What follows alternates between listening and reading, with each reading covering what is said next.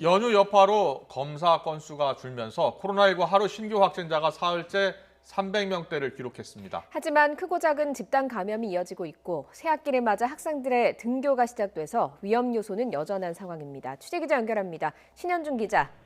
네, 신현준입니다. 네, 신규 환자가 300명대긴 하지만 이 주중반 이후 추이를 좀 더 지켜봐야 하는 거죠. 네, 오늘 0시 기준 신규 확진자는 전날보다 조금 줄어 344명입니다. 최근 확진자 수는 400명대를 오가며 정체 상태를 보이고 있는데요. 백신 접종이 시작됐지만 가족이나 지인 모임, 어린이집 등에서 집단 감염이 잇따르고 있고 오늘부터 등교가 시작돼 안심할 수 없는 상황입니다. 또 어제가 휴일이라 검사 건수가 평일 대비 절반 정도로 줄어든 여파가 반영됐기 때문에 주 중반 이후 추이를 좀 더 지켜봐야 할 것으로 보입니다. 감염 경로를 보면 국내 발생이 319명, 해외 유입 사례가 25명입니다. 국내 발생을 지역별로 보면 서울이 120명, 경기 111명, 인천 10명 등 수도권만 241명입니다. 비수도권은 부산이 17명, 대구 12명, 전북 9명, 전남 7명 등입니다.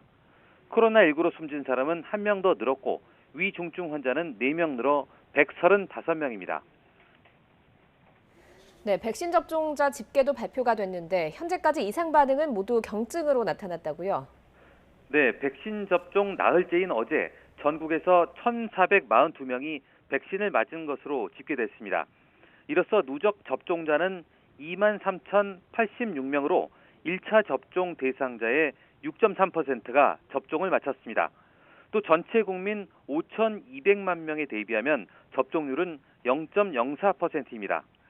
백신 이상 반응 신고는 하루 새 4건이 추가됐는데 모두 경미한 증상이었습니다. 이로써 누적 이상 반응 신고는 156건으로 늘었습니다. 신고된 백신 이상 반응 의심 증상은 발열이나 근육통, 두통 등으로 모두 경증이었고 전신 중증 알레르기 반응인 아나필락시스 부작용은 한 건도 없었습니다. 방역 당국의 분석 결과를 보면 설 연휴 이후에 가족이나 지인을 통한 집단 감염이 2배 가까이 는 것으로 나타났다고요? 네, 방대본이 가족이나 지인 모임을 통한 감염자 수를 분석했는데요. 설 연휴 전인 2월 첫째 주에는 120명의 환자가 발생했습니다. 설 연휴 기간인 둘째 주에는 183명으로 늘었고 설 이후인 2월 셋째 주에는 237명으로 설 전보다 2배 가까이 증가했습니다. 감염 경로는 명절 가족 모임으로 인한 가족 내 노출이 56%로 가장 많았고 이후에는 직장과 지인을 통한 N차 전파가 발생한 것으로 나타났습니다. 하지만 국민들의 적극적인 방역 협조로 2월 넷째 주에는 가족이나 지인 집단 감염이 144명으로 감소했습니다.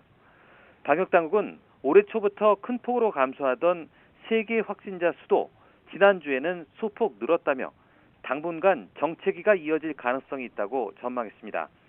또 백신 접종률이 높은 이스라엘도 최근 감소세 정체 후 재확산 양상을 보이고 있다며 백신 접종과 별개로 거리 두기와 마스크 착용 등 방역 수칙 준수가 얼마나 중요한지 단적으로 보여주는 사례라고 강조했습니다. 지금까지 사회부에서 YTN 신현주입니다.